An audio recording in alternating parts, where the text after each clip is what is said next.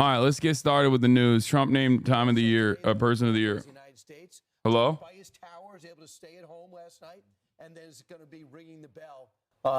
Ringing the bell, and he's got to be excessively happy because we know he likes to collect magazine covers. Right. But now he doesn't have to mock one up. For the second time, he is Time Magazine's Person of the Year. To me, there are other contenders, but if they did anything but name him, that would be flat out biased. Well, so Time.com has just released that, and I'm looking at the actual article, and it's great. It said, and the subheadline is, "If what comes next is anything like what he promises, Trump will reshape the nation and the world." And that is why so many people, according to polls, which we're going to get into very shortly. Dude, they're trying to be doing the same exact thing that they did with Hitler again. You know what I mean? Not wrong, but in a good way. No, I mean they're not wrong in a bad way for sure. Like, they're not wrong. Also, there's a bunch of stuff from the interview where apparently he admits prices likely won't go down, won't rule out war with Iran, says he agrees with Sarah McBride, and doesn't want to talk about the trans bathroom issue. Yeah. That's because he is a room reader and understands that, like, the trans panic shit does not work. It's sweaty and gross loser shit. I will forever stand by that. I know that things change and attitudes change and culture shifts, but the problem is, for many Americans, they just don't give a fuck about trans people like that. It only works if you know, it only works if, like, people can just be like, look at these silly goofy ass Democrats that don't give a fuck about, like, fixing the prices. They only care about, like, giving free trans surgeries to Latinx people or whatever. You know what I mean? Like, most people just don't give a shit. The sweaty fucking loser constituency that, like, only cares about trans people are they're marginal. They're loud, but they're marginal. They're just, like, popping off online. People are really up. Everyone I don't like is Hitler. Bro, come on now. I mean, come on now. You can make it. If you can't say Trump's got some Hitlerian politics, who the fuck can you call Hitler? Latinx is not real, bro. I know. I'm that's a joke. Anytime you hear me say fucking Latinx, know that I'm memeing, okay? Dude. Who the fuck can we say it has exhibited Hitlerian qualities, if not a guy who is just like, who fucking ran on saying, I'm gonna do concentration camps to deport 20 million people. It's crazy, man. What? It's wild. I saw someone say that calling Trump Hitler was anti-Semitic. Yeah, people are just fucking so brain broken. All right, we'll get in that. Let's just keep going about the next 4 years. Look, over the last 4 years, things have not gone well, and people are ready for something new, something better. He was Time Magazine's Person of the Year in 2016 when he won that election. Also up for the other contenders were Joe Rogan and Elon Musk, Kate Middleton, and Kamala Harris. But and Benjamin Netanyahu. Well, that's right. It's hard to believe that the election was just last month. And I mean, feels like he's already the president, right? Exactly. I mean, and to Joe Biden's credit, he's essentially stepped out of the way and allowed Donald Trump to start doing what he's doing right now. And I think when you look at the other people that were considered, he was the only choice. I mean, you can't have Kamala Harris that lost the election, then become the person of the year. But by the way, as Trump moved in, you know, he has Steve Witkoff over in the Middle East. He's got Tom Homan working the border, doing his appearances. Already. So he's got that going. The President of the United States got rid of the FBI director, put so much pressure on him. He actually saluted. I can't believe it's only been a month. I actually cannot believe it's only been a month since this happened, because it feels like a lifetime ago. Like, it literally feels like it was a year ago that the election happened. And goddamn, God damn, dude. Saluted the moment that he stepped aside. Great day for America. And then he's got his nominees stealing out of the spotlight in Capitol Hill. So they're following him around. And he's already calling the Prime Minister of Canada, meeting with him. Getting He's stuff already done. calling the But President Ainsley, of you know what's Mexico. different now? What? It's not really Trump tweeting or going. It's kind of like the things he's doing rather than the things he's saying. Action. You think he learned from mistakes 4 years ago?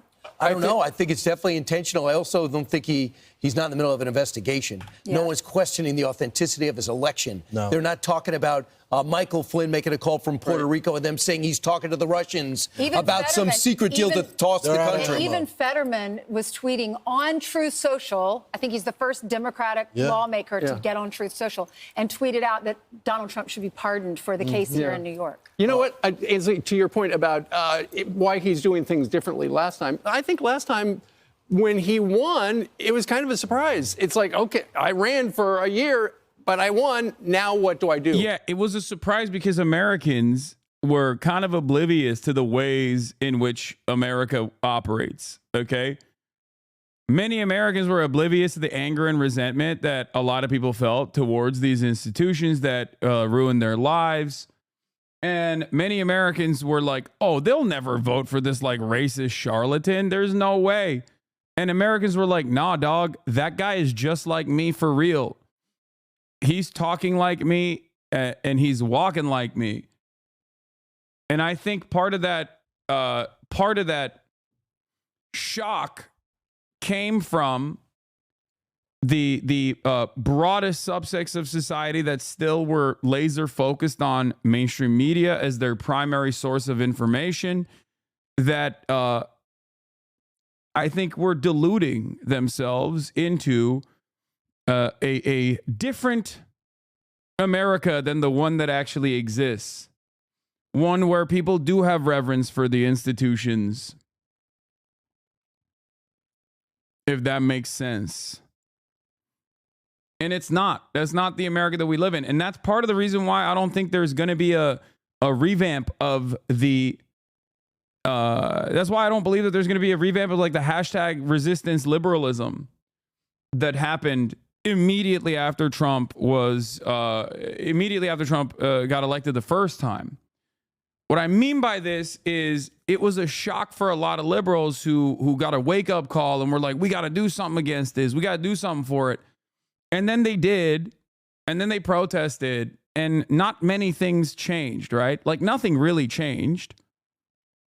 A lot of young people, I talked about this quite a bit in 2020. I think a lot of young people's first foray into political action was literally direct action.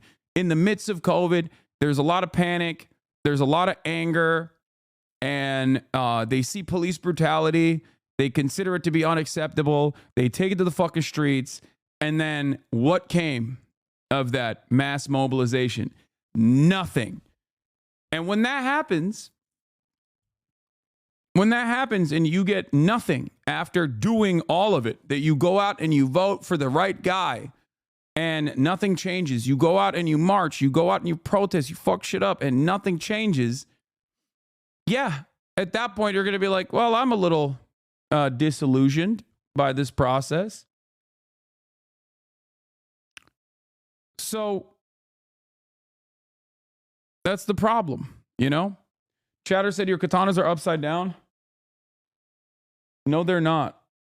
And I don't care. Not only are they not upside down, but even if they were, I wouldn't care. I like it the way it is. Yes, they are. Okay, I don't care. I like it the way it is.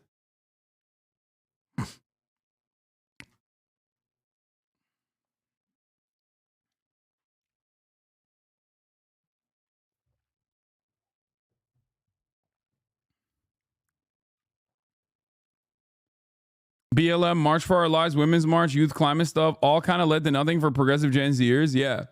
How do you expect, or why do you expect progressive next generation people that took it to the goddamn streets, that did everything, that did like the outside of the politics stuff, but then also they went out and they voted. and then they didn't see any positive changes in their lives. How do you expect anyone to feel like their voice matters in this process? I think their voice clearly doesn't matter in this process, and they came to that recognition and they felt disillusioned. And now we're living in the ashes of that.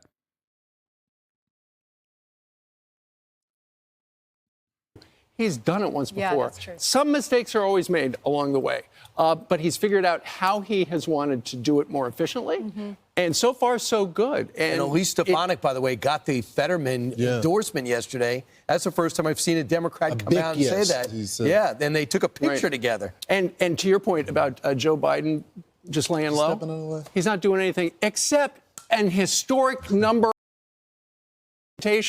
Over 1,500 issued this morning. I don't think he's going to give us any comment about that. I don't think so either. Anyway, we're calling this the Trump effect, and it is in full swing.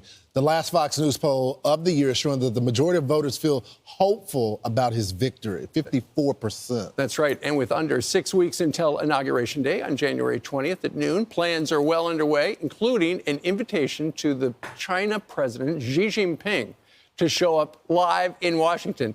If he accepted, he would be the first foreign leader to ever attend. Is that right? That's right. Bro, he's going to make a MAGA communist out of me. I swear to God.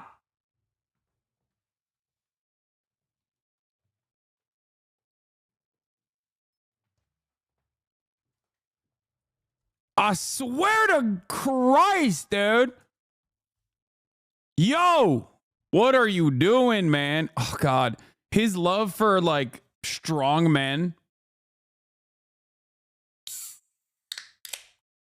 is so crazy. Bro, they're championing this like it's a good thing, as if their viewers don't hate China.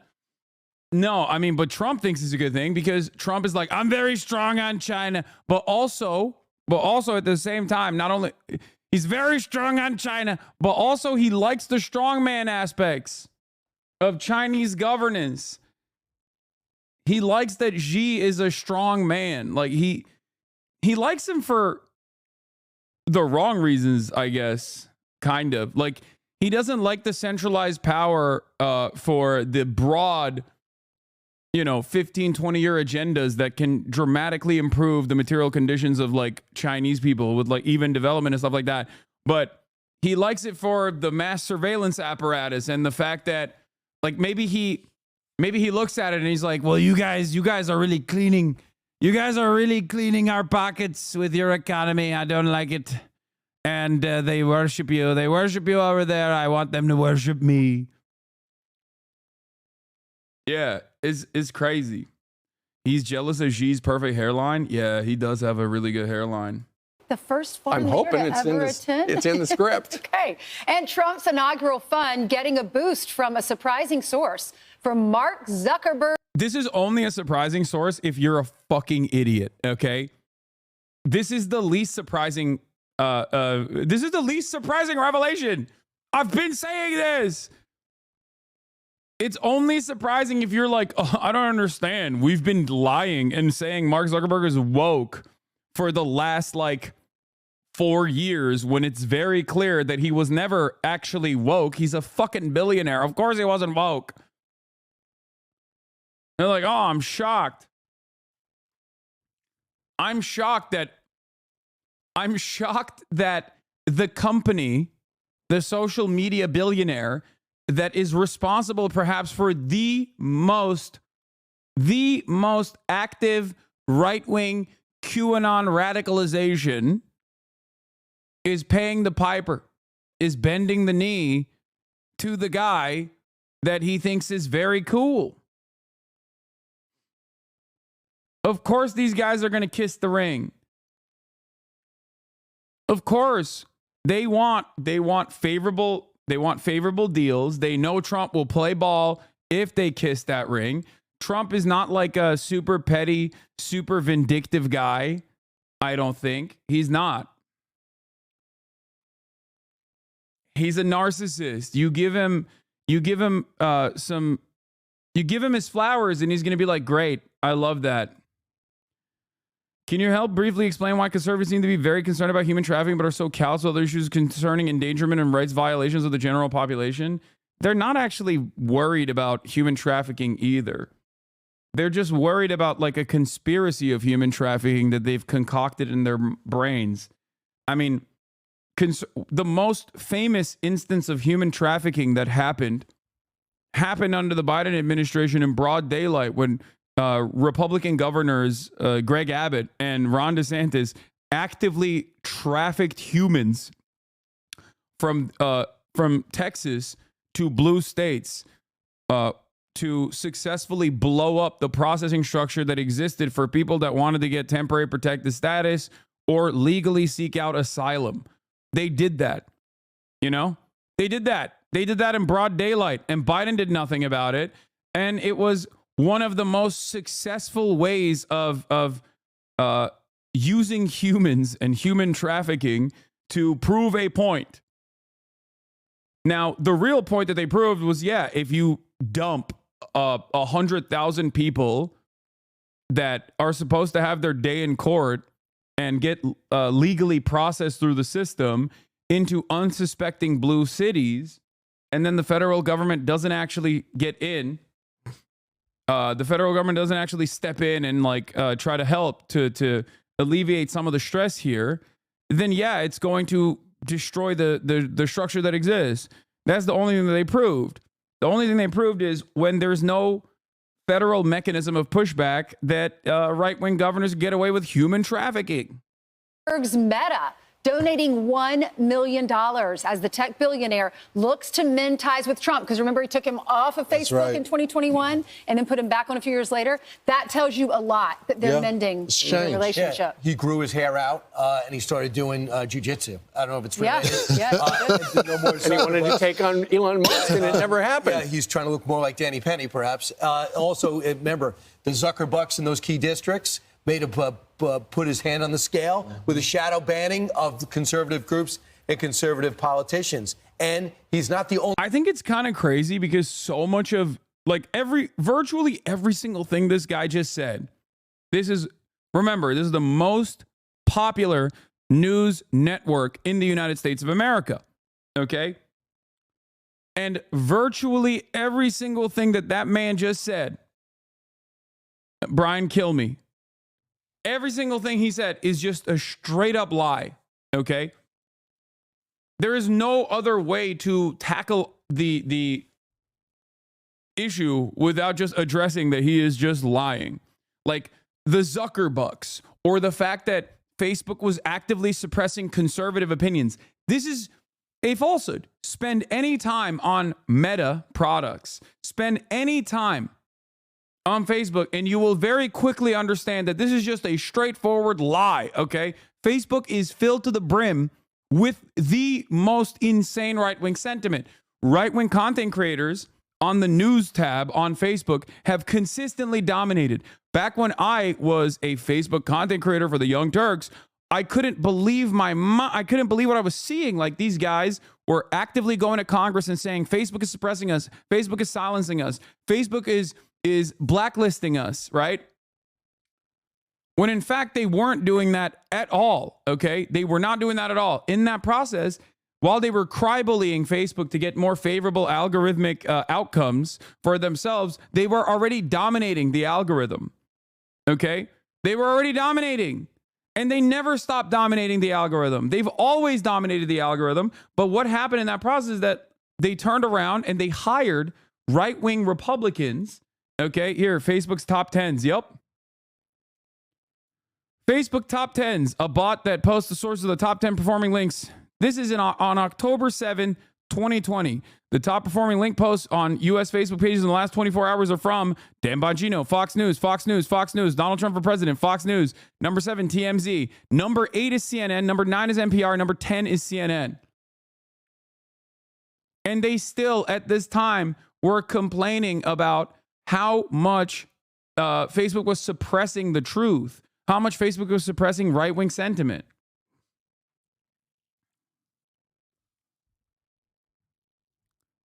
This was never a real thing. You understand?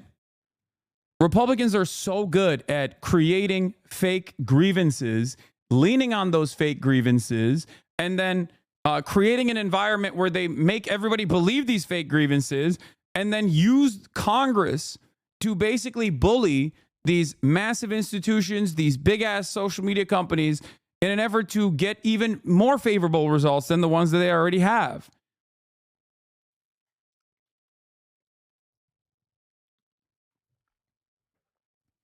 This is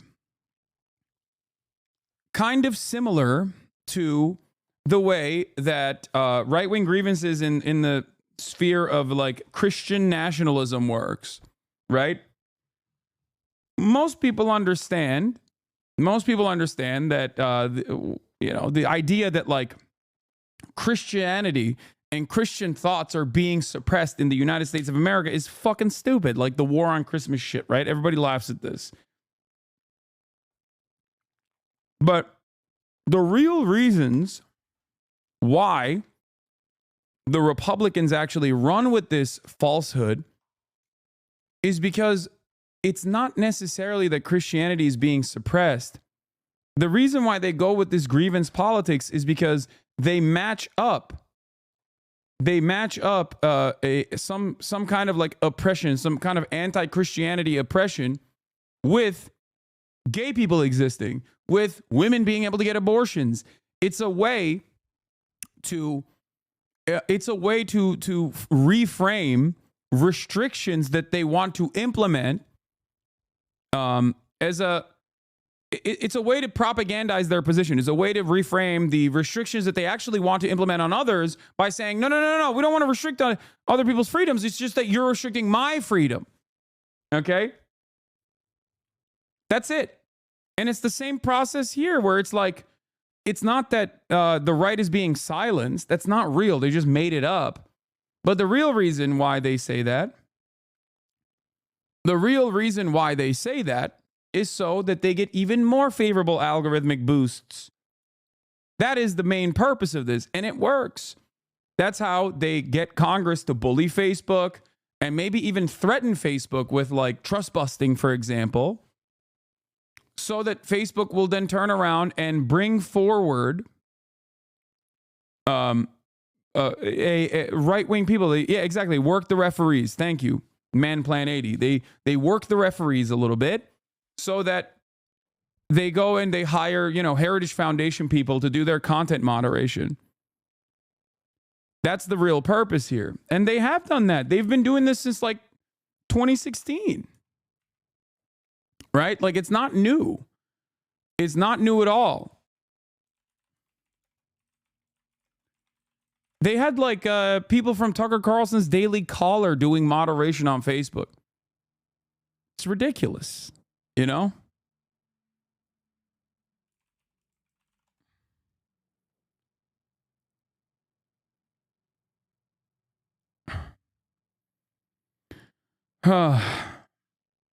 Yes, I saw the Brett Stevens headline. Let's finish this up and then we'll move on to that. Differences aside.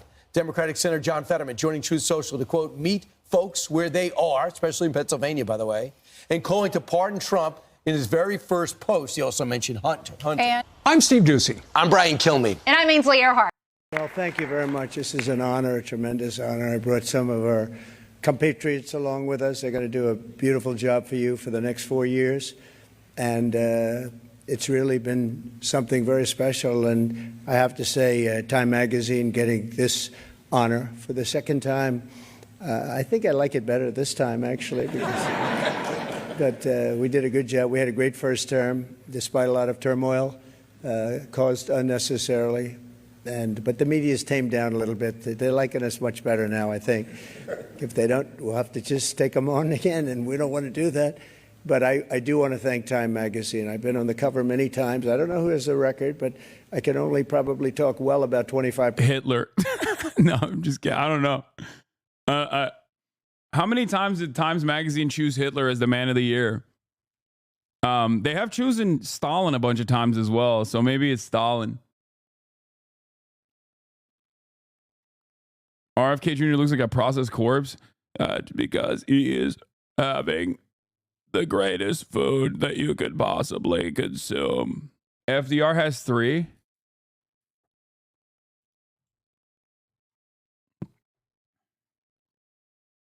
Percent of the covers. 25% are great. The others I just sort of hide.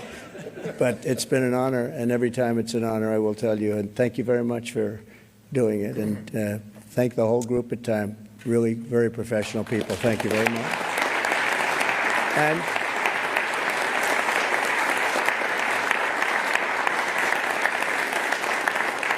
And to Jeff and all of the people from the New York Stock Exchange, he knows how much I like it because many years ago I bought a. All right, let's talk about some of the stuff that he mentioned in this interview. Okay. Is there an actual interview? Like, was it filmed at all? Or is it just like written? Because to summarize some of the serious parts of the interview, yeah, you had an extraordinary year. Glaze, okay? Flawless campaign. I call it 72 days of fury. There were no days off, no timeouts. If you made a mistake, it would be magnified at levels that nobody's ever seen before. We hit something that was very special. We hit the nerve of the country. They don't want to see jails emptied out into our country. They don't want to see people from mental institutions being dismissed from their institutions. Okay? Mr. President, what did Democrats not get? You said they didn't get it. What do you mean by that? I don't think they got the feel of the country. The country was angry because of immigration, because of the people, millions and millions of people. No. This is one of the most frustrating parts about like how successful propagandizing works. The country is angry. This is correct. It's just that the Republicans recognize that anger and redirect that anger towards immigrants. That's it. But the country is angry because of the economy. And the immigrants are not actually contributing to the economy in negative ways. As a matter of fact, they're contributing to the economy in positive ways. So that's the unfortunate problem here, that only one side at least recognizes the anger and then channels that anger to appropriate vectors of hate. Vectors that are inoffensive to the current existing hierarchies, just to confuse people, just to divide people, just to turn around and say like, yeah, no, it's not the wealthy, it's not the rich that are fucking you over. It's actually the migrants. And that's it. Anyway, they were saying much lesser number. It wasn't a much lesser number, but even if it was, it's irrelevant because if it was, they were allowing anybody to come into the country. They are right now. They open it up again. You see what's going on. They're coming. They're pouring up. They're Mexico and other places. It's common sense, yada, yada, yada. They want to see people come in. They don't want to see, you can have, and this is one, they don't want to see, as another example, open borders. They want to see people come in. Everyone's okay with it. I am certainly. I want to have a lot of people coming because we're going to bring back a lot of jobs. We'll bring record numbers of jobs. You are using the word appropriate inappropriately. No, appropriate vectors of hate is like, what I mean by that is these are weak and underserved, marginalized groups. So it is appropriate from the perspective of capital owners to redirect the attention against them. Does that make sense?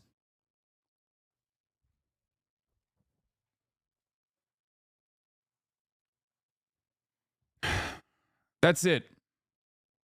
Because when you shit on the blob of undocumented immigrants, or when you shit on an entire population of trans people, like, you're not disruptive. You're not actually harming the status quo.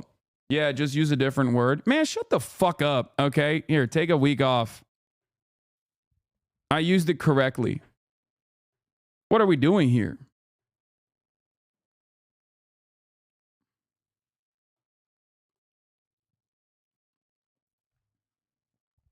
The fuck's happening with the wokes of the day? Everyone is trying to be the woke of the day today. It seems we're just an hour in and people are still being fucking annoying. Stop being annoying. Anyway, the economy was certainly a big factor in your victory, but what was a bigger factor, I believe, was the border. I think the border, and I won it in 2016 on the border. I fixed the border. It was really fixed. They came in, dislodged everything. Is the border. I want to come back to immigration a little bit later. Let's start out on what's happening right now. You were elected on a promise to change Washington. By all accounts, the fight over that has already begun. One of your nominees was effectively blocked by the Senate. There are other senators who expressed doubts about some of your other nominees. Well, I don't think they will. And he wasn't blocked. I had the votes if I needed them, but I had to work very hard. He's talking about Gates. So you decided to give up on Gates? No, I didn't give up on him. I talked to him and I said, you know, Matt, I don't think this is worth the fight. Okay, he talks about how it's not worth the fight for Matt Gaetz. That's so he is conceding on that front. You met in person with Gates and had 5 hard-nosed senators, not with the senators there. No, I called those senators. My relationship with the Senate is very good. Many of them I endorsed. Yada, yada, yada. I really don't care how they get them approved as long as they get them approved. It's up to the Senate. We commit to honoring Senate's authority to reject or confirm. Well, sure, I want him to do that. I don't think there's too many. I don't think that, look, everybody has. That's why they have menus in restaurants. Okay. Do you think the quote Trump verbatim in history books with all his pauses and shit? Okay, that's silly. I don't really care about that. What is this? My dad literally wants to invade Mexico, but my Mexican partner thinks the people in small Mexican towns would love that because you have to pay the cartel to leave the town, let alone the country. My boss had to pay $15K to bring her deported husband home. What? Good luck. Yeah, they'll be waving the flags. I understand immigrants overall lead to economic growth, but is there specific data on illegal immigrants specifically? I mean, that is the same. Undocumented immigrants do lead to economic growth. It's the same as documented immigrants, but it's even more economic growth. The problem is our mistreatment of undocumented migrants is the real issue. Not processing them is the real issue. We just like hyper exploit them. And that also causes that also is a depressive force on overall wages in the country. Because if people can get away with like paying pennies on the dollar to a random person that has no legal recourse, no way to fucking defend themselves, then they will do that. If you truly wanted to stop the invasion of undocumented migrants or whatever, you would be punishing the people that hire them. Except we don't do that because the reason why there is a concept such as undocumented immigrants in the United States of America, the reason why we don't actually process these people and like allow them to work as documented laborers in the American structure is so that we can exploit them, so that we can keep them working at pennies on the dollar in fucking trailer parks and shit. It's basically just indentured servitude. That's the reason why we have a 2-tiered labor structure in this country. It's super cheap. It's not enough that even if someone was coming from a much poorer country, there would still be, even if someone was coming from a poorer country, there would still be a tremendous amount of people that are willing to work for much cheaper, right? If one more person sends me the fucking dumbass Enron CEO getting cream pied, I think I'm just going to end the broadcast. I know, man. I know. I don't care. Like, we'll get there, okay? But it's like very inconsequential, all right? Please stop. I'm trying to have a serious fucking conversation. Please. Focus up, chat. Yeah, I think it also seems fake. Like, it seems like it's a fake thing. Oh my God! Oh my fucking... Yeah, it's just fake. Like, it's fake as fuck. Y'all fall for the dumbest shit sometimes. Yeah. Anyway, one of them is controversial. I want to ask a specific question. RFK Jr., noted vaccine skeptic. We're going to have a big discussion. The autism rate is at a level nobody ever believed possible. If you look at the things that are happening, there's something causing it. Do you think it's linked to vaccines? No, I'm going to be listening to Bobby, who I've really gotten along with great and have a lot of respect for. Okay? For having to do with food, having to do with vaccinations. He does not disagree with vaccinations, all vaccinations. He disagrees probably with some. Oh my God, I don't know who Mondale Robinson is. Why the fuck would I care about someone quitting TYT? What is going on? Shut up! Shut the fuck up. Enough. Lock in, chat. Fucking lock in.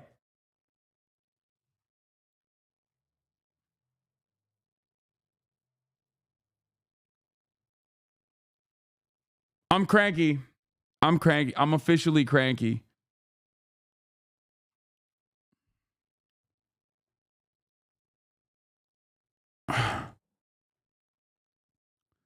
So that could include getting rid of some vaccinations. It could if I think that's dangerous, if I think that they're not beneficial, but I don't think it's going to be very controversial in the end. Do you agree with him about the connection between vaccines and autism? I want to see the numbers. It's going to be the numbers. Trump personally also believes that vaccines cause autism. He's talked about it before. He's like, he's talked about it, but he's also done Operation Warp Speed. So I think when push comes to shove, he will do what is beneficial. Okay. He will do what is beneficial, but that doesn't mean that he's not going to dial back on some of this other stuff because like his base loves it. It's like red meat to the base, and he will give that red meat to the base every single time. Mr. President, some foreign officials have expressed concern about sharing intelligence with Tulsi Gabbard given her position and support in Syria. I'm surprised to hear it because I think she is like a really great American. Hey, look, they said I was friendly with Russia until they saw the tapes, and they said, he's not actually. He was the one that ended the Russian pipeline, Nord Stream 2. Okay, no one says that. People still think he's friendly with Russia, even though he goes back and forth on it. So,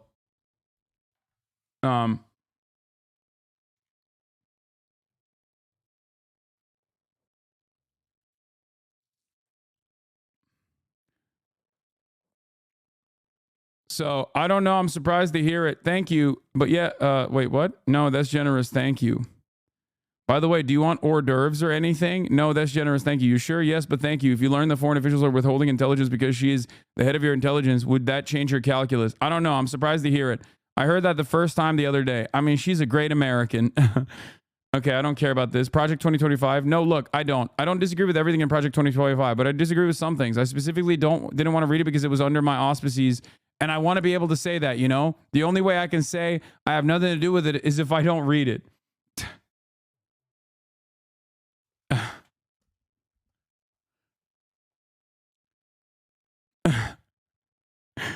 It's also because I don't know how to read. Yeah, he's going to do Project 2025. Okay. It's a lot of pages, 800 pages. That's a lot of pages. I thought it was inappropriate that they came out with it just before the election, to be honest with you. They should have waited until I won. Then I would do it. I let him know, I didn't think it was appropriate because it's not me. Why would they do that? Did you express those frustrations? Oh, I did. Okay, I don't care.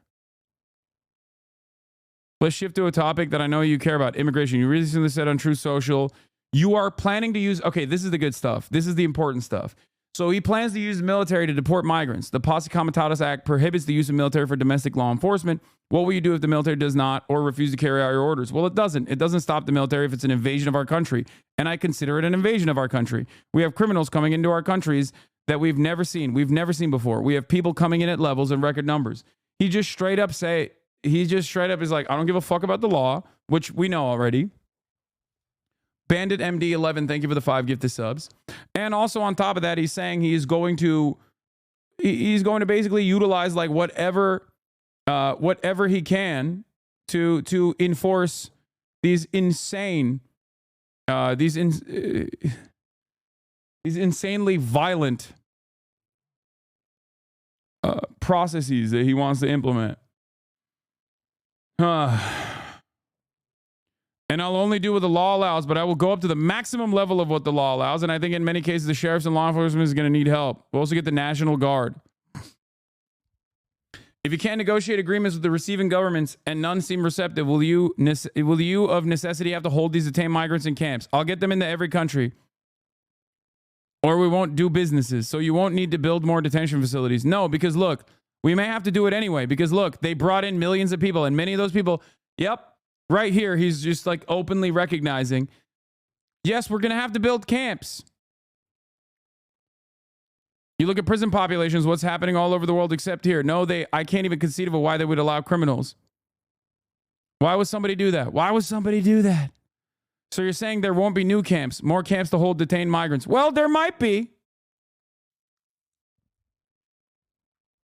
Now, this is a question that I knew the answer to. Okay. Of course, there were going to be concentration camps. Like, you can't deport people without detaining them. And you can't detain people without putting them in concentration camps. That's it.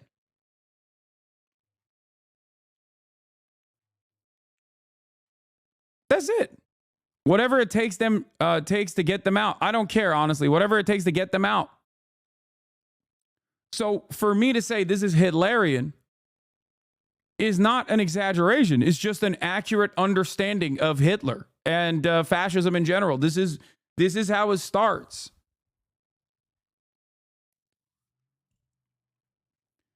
Again, I'll do absolutely everything within the confines of the law, but if it needs new camps, but I hope we're going to need too many because I want to get them out, and I don't want them sitting in the camp for the next 20 years.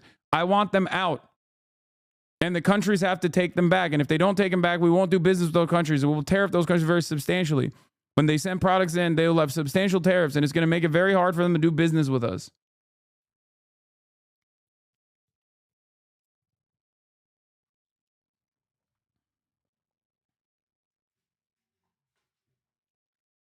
Yeah. A question on the minds of a lot of Americans. Will you restore the policy of separating families? I don't think I won't have to do it because, first of all, it wasn't my policy. It was Obama's policy. Rainey draws a lot. Thank you for the 25 gift of subs. I didn't build the jails for children. He did. And it's like kind of weird that he says that because, okay, so you don't have an issue with it, though. So you agree with Obama, I guess. Like, I don't understand. I've never understood this argument where, like, you're saying Obama built the camps, which you're right. He did, right? But I was critical of Obama building that, and I was critical of Obama continuing to implement some form of family separation. But Trump put it into overdrive, as always. So why are you even bringing up the fact that Obama did it?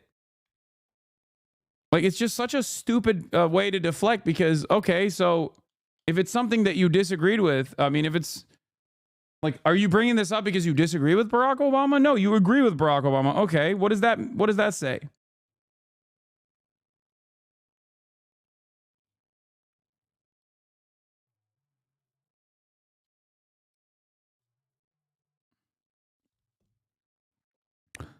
I don't want to litigate the past. I'm just asking if you will do this. Well, you said your policy. This was a policy of the country. I don't believe we'll have to because we will send the whole family back. Yeah. He also says we're going to do concentration camps, but we're not going to do child separation because we're going to pack up the kids too. As in, we're going to put the children in the concentration camps. Does that help you understand the situation a little bit better? Was there another form of governance that happened not that long ago? Perhaps almost 100 years ago. Well, I guess, closer than that. Less than 100 years ago, where there was a policy of putting everyone in camps, including the children.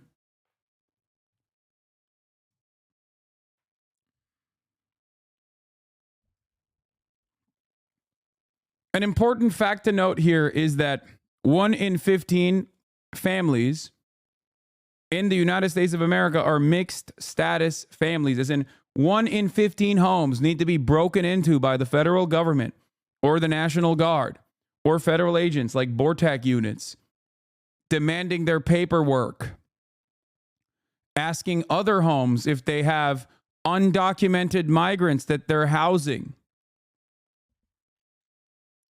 doing dragnets with the express purpose of putting all of those people, men, women, children, into these concentrated camps.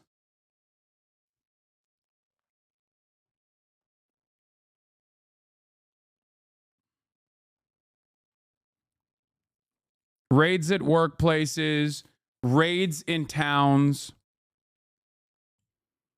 I'm just saying, like, this is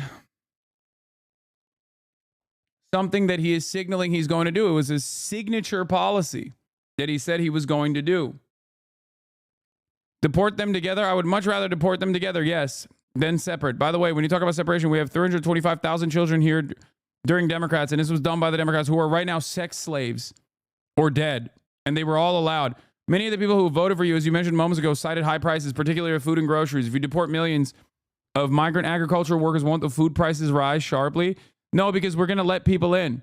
But we have to let them in legally. We don't want people to come in from jails. We don't want the jails of Venezuela and many other countries.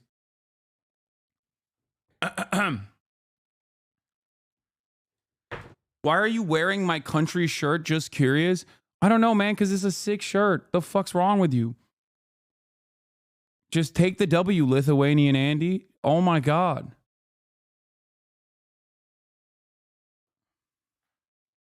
He's asked so many times, too. He's been timed out for asking that question over and over again. Like, what do you think my answer is going to be, man? What do you think I'm going to say? Because I fucking hate Lithuania or something? Like, what is happening? Why are you wearing my country shirt? Just curious. Why are you wearing my country shirt? You got timed out. Still consistently is asking it. It's because I'm Lithuanian in my heart. Okay? In my heart, I'm Lithuanian. That's why. Estonia is not even number 1. Maybe it's number 2. Lithuania number 1, Estonia number 3. Okay? How about that? I'm tired of all the fucking positive play that Latvia, Estonia, all these other countries are getting. It's time for Lithuania, baby.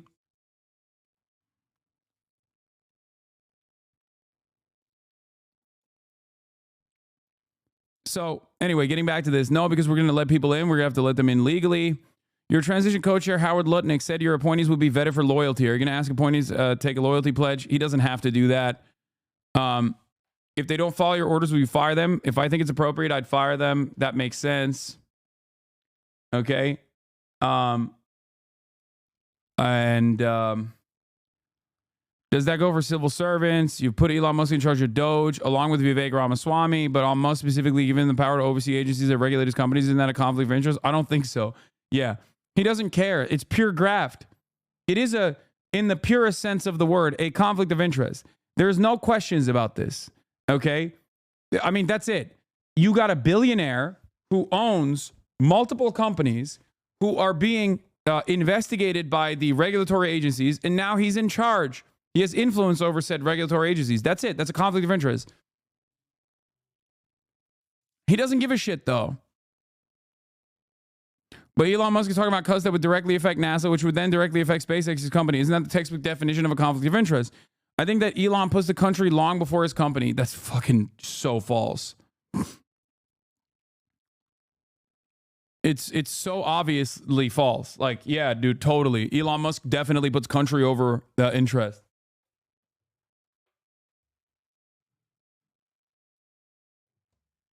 What a ridiculous crock of shit. It's just like, the craziest part about it is not that Trump says this, but also people believe it. You know what I mean? How do people believe this nonsense? I just don't understand it. Like, how the fuck does anyone turn around and say, yeah, I believe it. This is real.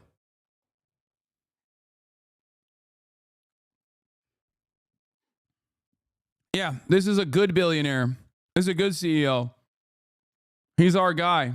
God. Americans are so dumb, dude. What do you plan to do? I mean, I'll give you an example. We want to move the schools back to the States. We want to, he's talking about abolishing the Department of Education. A virtual closure of the Department of Education in Washington. Virtual closure, where you're going to need some people just to make sure they're teaching English in the schools. Okay, English and mathematics, let's say. It's great. It's great to have the absolute dumbest people in charge of making America even dumber. And then 10 years down the line, we will look back at this and go, how the fuck did we drop the ball so hard? How do we drop the ball so hard? Look, and then he always brings up Norway. He'll bring up Norway, sometimes even China. Like, he brought up Norway and China in a conversation where he was like, look, they're beating us. And it's like, yeah, they are. Except it's the exact opposite. Because they have a centralized structure and a focus on making sure educational outcomes are as even as possible. That can only be done through a public system.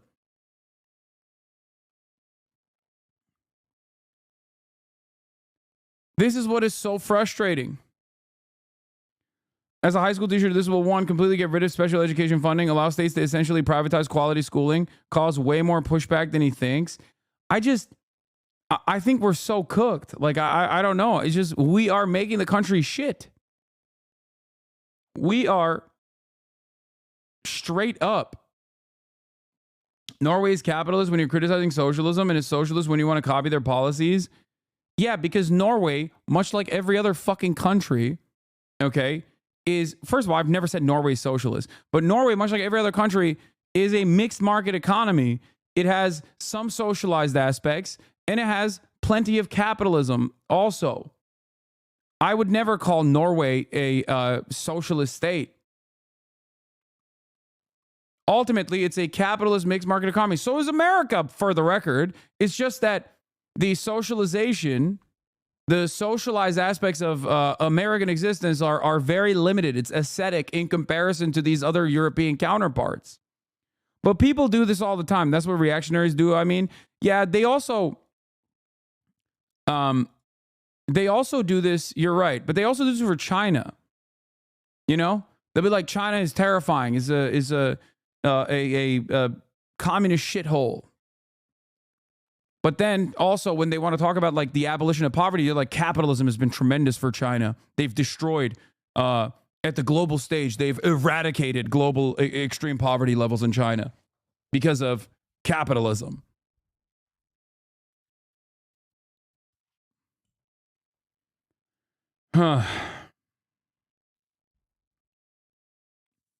Everyone knows you're a reactionary. Me?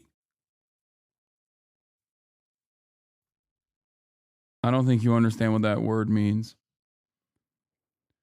But yeah, he's talking about like, you know, a closure of the Department of Education and bringing it back to the states. Like, decentralization of this sort is genuinely terrifying, I think. Like, what we need is more funding for public education and none of this like public-private partnership. Last question on your transition. If you decline to sign the ethics agreement as a part of, I don't know anything about it, the ethics document, I don't know. I would sign an ethics document. Who the donors are to your transition, to my campaign? No, paying for the transition. There will be an announcement on that this week. I really have no problem disclosing anything. That's great, Mr. President. Just so you know, I heard this a couple days ago. I have no problem. I'd rather disclose it right up front. I have no problem with it. I've got a question for you about the campaign. Was there a moment when you thought you would lose? I like not to think of that. The power of positive thinking, right? But there were some moments when, you know, there were some bad things done in my campaign. There were a lot of fake polls. They were absolutely fake. Look at an example. Very good pollster in Iowa. Gold standard in Iowa. And then a couple weeks before the election, she had me up 4.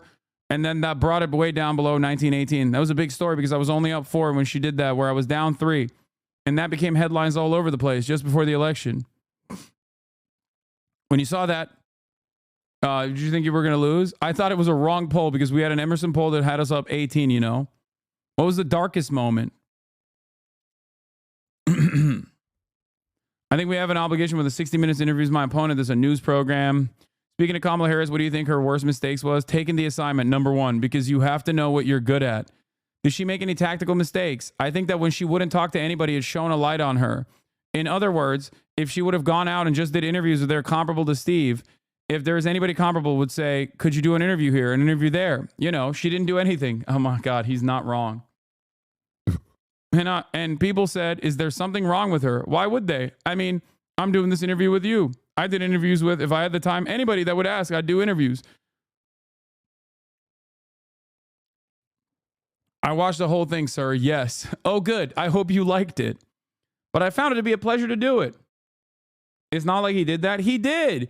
Trump went on so many podcasts. He went on, guys, one thing that I always talk about with respect to Donald Trump and the way he campaigns is he will go on. He went on Aiden Ross's kick stream, chat. What are we talking about? He went, at the time, he didn't just go on Joe Rogan or Theo Vaughn or any number of different podcasts, but he also would go on like random Republican news shows that were getting like 12,000 views. Okay? Like, if you recall, I talked about this on a couple different occasions. If there is a place that Donald Trump could secure 10 votes, 20 votes, 1,000 votes, he will go out and get it. Okay? He will go out and get it. Whether they are the Amish or whether they are a random Native American tribe, you know, he will go out and he will meet them where they're at. He will min-max. Exactly. Maximum efficiency. He'd do a local radio interview in a town with a population of 3,000 if he believed that at least half of them would vote for him. Exactly. Exactly. And he did do that because he was interested in winning. Yeah. An example that we use quite frequently is the lobster people in Maine. Exactly.